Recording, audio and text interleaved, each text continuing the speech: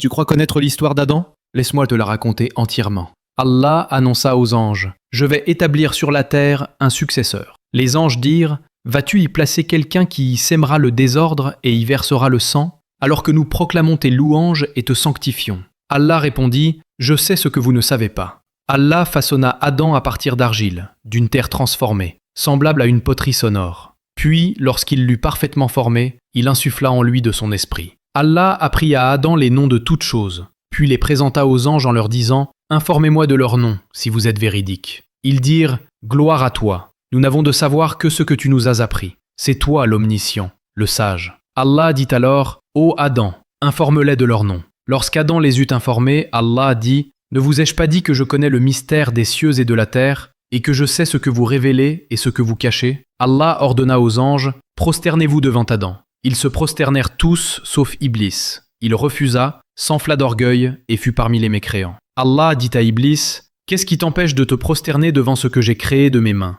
Iblis répondit « Je suis meilleur que lui. Tu m'as créé de feu et lui tu l'as créé d'argile. » Alors Allah le maudit et le chassa de sa miséricorde, jusqu'au jour du jugement. Iblis dit « Accorde-moi un délai jusqu'au jour où ils seront ressuscités. » Allah a dit « Tu es de ceux qui sont remis à plus tard, jusqu'au jour du temps connu. » Iblis dit « Seigneur, parce que tu m'as égaré, je leur embellirai la vie sur terre, et je les égarerai tous, sauf tes serviteurs élus. » Allah répondit « Voilà un droit chemin sur moi. Tu n'auras aucun pouvoir sur mes serviteurs, sauf sur ceux qui te suivront parmi les égarés. » Allah dit « Ô Adam, habite avec ton épouse le paradis. Mangez-en à votre guise, où vous voulez, mais n'approchez pas de cet arbre, sinon vous serez du nombre des injustes. » Mais Satan les fit trébucher et les fit sortir de l'état dans lequel ils étaient. Allah dit « Descendez, vous serez ennemis les uns des autres. Sur la terre vous aurez une demeure et une jouissance pour un temps. » Adam reçut de son Seigneur des paroles, et Allah agréa son repentir. Il est certes celui qui agrée le repentir, le très miséricordieux. Allah dit « Descendez du paradis vous tous. Lorsque mon guide viendra à vous,